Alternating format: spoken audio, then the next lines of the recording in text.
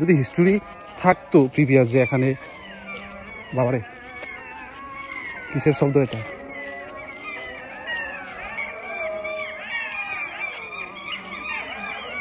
আরে বাবারে, কিরে ভাইডি? হ্যাঁ, আসসালামু আলাইকুম গাইস, কি অবস্থা সবার? আসলে সবাই ভালো আছেন। আসলে বিষয় কি জানেন, আমি এখন দেখেন কোথায় আছি। এই যে এই রুট ধরে এই যে নিশানা টাঙ্গানো যে বাড়িটা, ওটা হচ্ছে আমার একজন ক্লায়েন্ট, ভালো ক্লায়েন্টে বলা যায়। উনি হচ্ছে পেশায় মিস্ত্রি, ওনার বাড়ি হচ্ছে এটা, নাম হচ্ছে জয়নাল, আর এই বাড়ির নাম হচ্ছে জাবুস্কি বাড়ি। হ্যাঁ, ওনার সাথে আমার দীর্ঘদিন লেনদেন হয়। এই সিজনে ওনার কাছে লাস্ট অব্দি আমি 3000 টাকা পাই। তো আমার গতিষেধ বলতে হালখাতা যেটা বুঝেন আর কি আপনারা, হালখাতার ডেট হচ্ছে আগামী বৃহস্পতিবার। তো তার বাড়িতে আমি কখনো আসি নাই, তার বাড়িতে আরেকটা রাস্তা আছে, এখন জানলাম।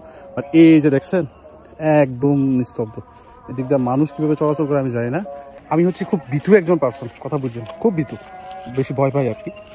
যেই রাস্তা দিয়ে আসতেছি মনে মনে ভাবতেছি যদি এখানে কোনো হিস্টোরি থাকে, ভাগ্যিস আমি জানি না, যদি হিস্টোরি থাকতো প্রিভিয়াস যে এখানে, বাবারে কিসের শব্দ এটা?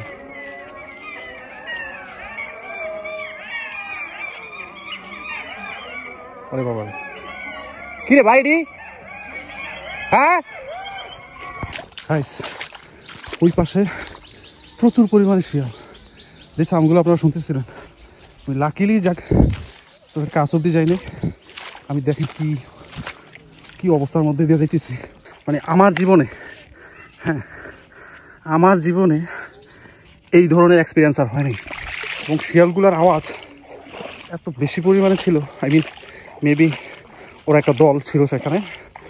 হ্যাঁ, ওরা একটা দল ছিল, আর আমি সিঙ্গেল পার্সন।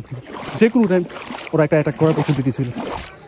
আমি এমন দৌড় দিছি, আল্লাহ আমাকে বাঁচাইছে। শোনেন, আমার যদি আহল থাকে, মানে বাফের জন্য আহল বলে না অনেকে, এরকম আমার যদি আহল থাকে, আমি কোনোদিনও এরকম ডেঞ্জারাস জায়গায় আর এভাবে আসবো না।